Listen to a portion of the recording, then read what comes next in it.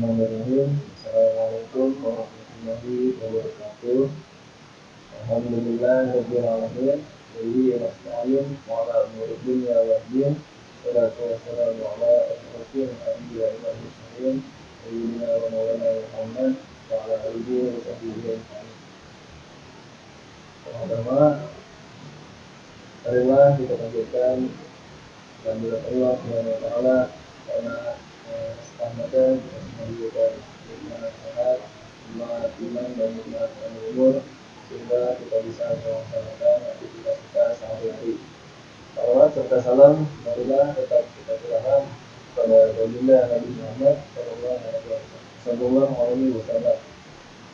Yang pertama, hormati Bapak Ilham Yuwanamu MPD selaku dosen mata kuliah materi agama Islam di sekolah maupun madrasah. Kenalkan, nama saya Muhammad Syafil Akhtar Ramadhani. Saya dari program studi pendidikan agama Islam Fakultas Agama Islam Universitas Islam Katolik Bekasi. Dalam video ini saya akan membedah buku Sejarah Budaya Islam untuk kelas 11 Madrasah Aliyah.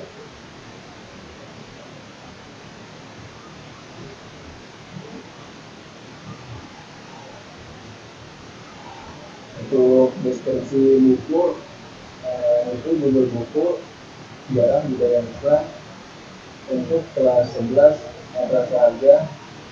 Kurikulum yang dipakai yaitu kurikulum 13 atau KMA nomor 183 tahun 2019.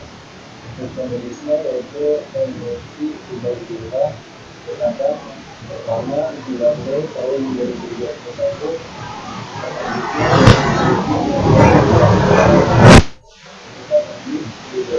Dan punya halaman ada 188 halaman.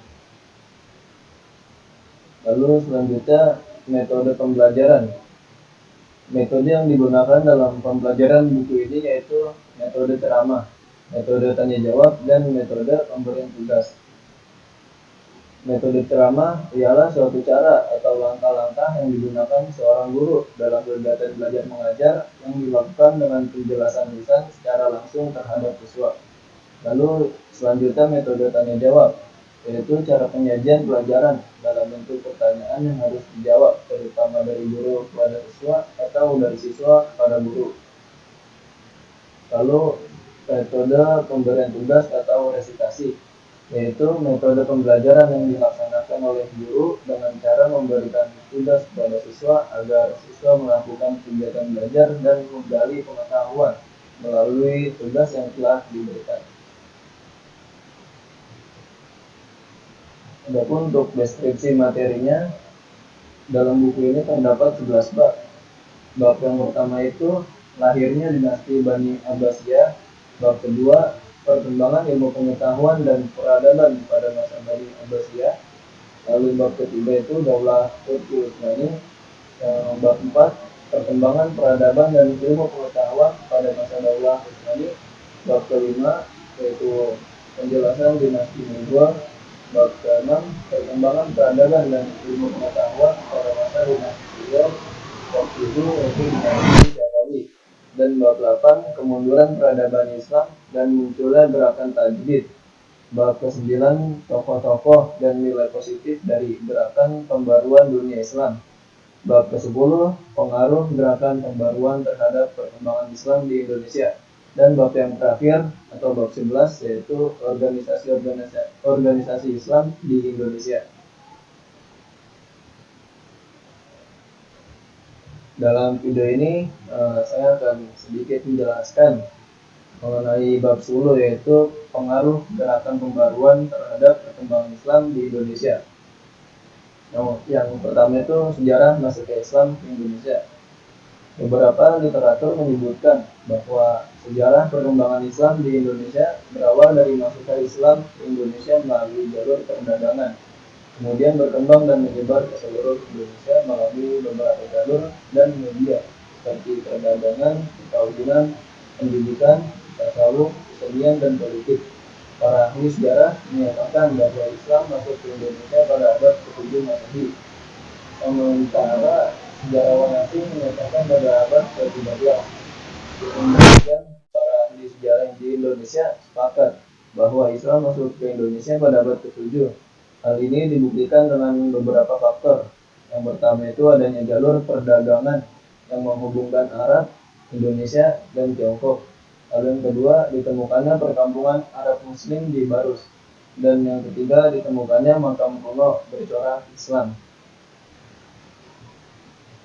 Lalu yang B, gerakan pembaruan Islam. Gerakan pembaruan Islam merupakan gerakan yang bertujuan untuk memperbarui pemikiran atau pemahaman umat Islam yang sudah menyimpang dari ajaran Islam untuk kembali pada pemahaman agama yang sesuai dengan pemahaman dan pengamalan Rasulullah SAW yang bersumber pada Al-Quran dan Sunnah. Kebangkitan Islam sudah dimulai sejak akhir abad ke-19 terus menunjukkan perkembangan pada awal abad ke-20. Adapun tokoh-tokoh pelopor pembaruan Islam antara lain yaitu Muhammad Ali Pasha, Jamaluddin Al-Afghani, Muhammad Abduh, Muhammad Rashid Ridho, dan Muhammad Iqbal. Sebetulnya ada banyak tokoh-tokoh yang melakukan gerakan pembaruan Islam, tetapi kelima tokoh tersebutlah yang sangat berpengaruh hingga kawasan Asia Tenggara, terutama di Indonesia. Gerakan kebangkitan Islam menjadi sangat penting karena Islam dikaitkan dengan perjalanan masa lalunya yang gemilang. Kegemilangan itu tampak selama 7 abad pertama sejak lahirnya Islam dimulai dari masa Rasulullah SAW, yaitu 23 tahun, Khulafaur Rasyidin yaitu 30 tahun, dinasti Umayyah 90 tahun, dinasti Abbasiyah 500 tahun, di mana pada masa tersebut mempengaruhi pemikiran kaum muslimin saat ini. Umat Islam mengalami keterpurukan selama kurang lebih 7 abad, yakni sejak runtuhnya dinasti Abbasiyah pada abad ke-13 hingga datangnya kolonialisasi Barat ke negara-negara Muslim sampai abad 20. Pembaruan Islam memfokuskan perhatiannya pada persoalan keagamaan internal umat Islam. Ia tumbuh dalam lingkungan di mana praktik-praktik keagamaan tradisional berpengaruh pada lingkungan umat seperti taklid pada pendapat ulama, berkembangnya paham Islam sinkretis, takhayul, praktik ibadah, serta praktik tarekat yang banyak mengkultuskan wali dan mengkeramatkan benda-benda atau tempat-tempat tertentu.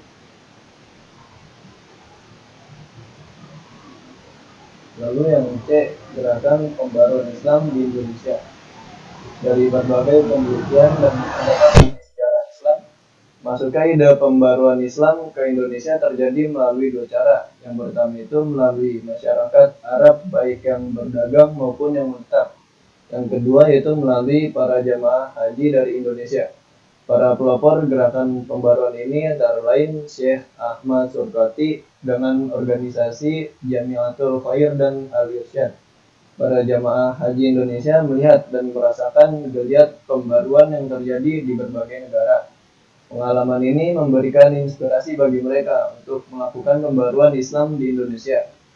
Dalam literatur terdapat yang namanya gerakan Padri yang menyeru masyarakat untuk melaksanakan pembaruan Islam sebagaimana yang dicontohkan Rasulullah SAW dengan menghilangkan praktik-praktik yang menyimpang dari ajaran Islam. Seruan gerakan ini pun mendapat tentangan dari kelompok yang bersikukuh dengan adat istiadat. Akibat pertentangan ini terjadilah Perang Paderi.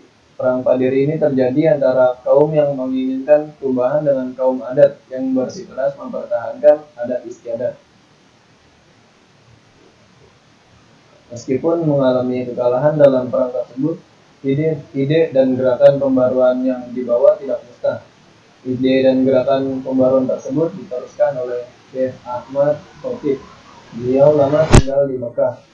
Beliau melihat dan bersentuhan langsung dengan ide-ide pembaruan yang digaungkan oleh Muhammad bin Abdul Wahab dan Muhammad Abduh.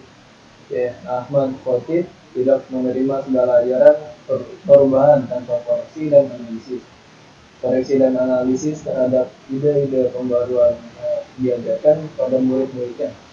Adapun murid beliau diantaranya yaitu Syekh Muhammad Jamil Jamil, Haji Abdul Karim Abdullah, Haji Abdul Ahmad, Syekh Sulaiman Al-Rasul, dan Kiai Haji Ahmad Dahar. Murid-murid beliau menyerukan ide-ide pembaruan di tanah air, salah satunya di Minangkabau. Mereka menyuarakan ibu jihad dengan menggunakan Al-Quran dan hadis sebagai sandaran. Untuk menyerukan ide-ide pembaruan ini, mereka mendirikan lembaga-lembaga pendidikan dan beberapa majalah.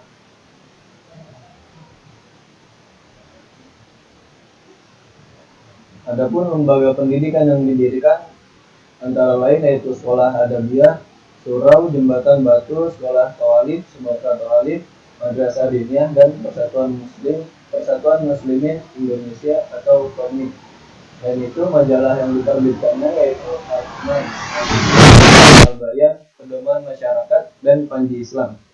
Setelah muncul gerakan pembaruan di wilayah Sumatera, di tanah Jawa pun juga merasakan sentuhan murid-murid dari Syekh Ahmad Khotib, sehingga muncullah gerakan dan organisasi Islam yang bisa kita lihat sampai saat ini. Di antara gerakan dan organisasi Islam di Indonesia itu Muhammadiyah, Nahdlatul Ulama, Al-Irsyad, Syarikat Islam, dan Persatuan Islam atau PERSIS.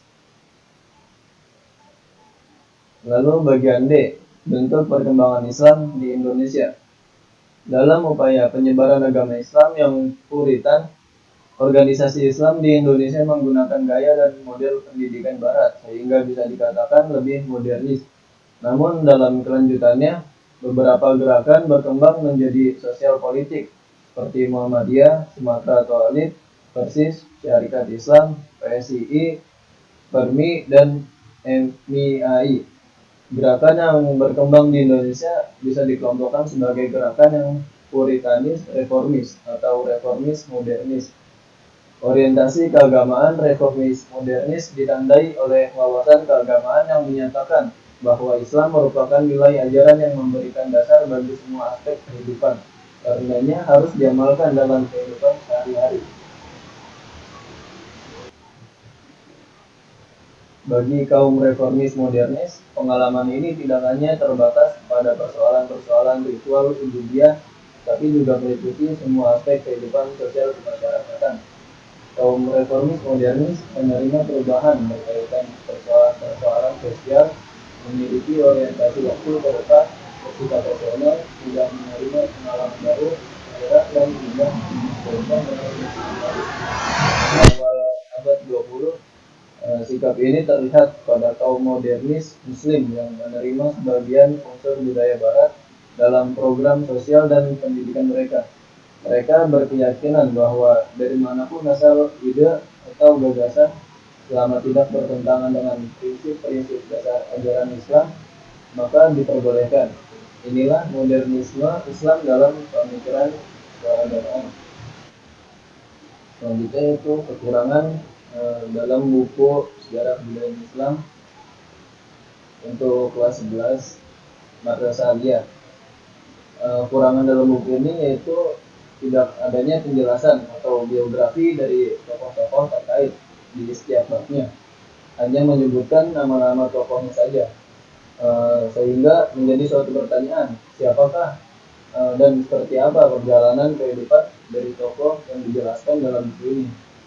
Mengingat buku ini merupakan buku sejarah Islam, dan jika dibandingkan dengan buku sejarah kebudayaan Islam yang lain, di mana setiap babnya terdapat penjelasan mengenai biografi dari tokoh-tokoh yang disebutkan dalam buku tersebut. Maka dari itu, solusi untuk mengatasi kekurangan buku ini yaitu dari seorang guru yang mengajar memberikan tugas kepada siswa untuk mencari biografi dari setiap tokoh yang disebutkan dalam buku ini. Selain itu, guru yang mengajar juga harus menguasai ilmu sejarah budaya Islam supaya dapat melengkapi kekurangan isi dari buku tersebut. Mungkin itu saja penjelasan materi dari saya. Apabila ada kesalahan kata, mohon dimaafkan dan harap dimaklumi. Billahi taufiq wal hidayah. Assalamualaikum warahmatullahi wabarakatuh.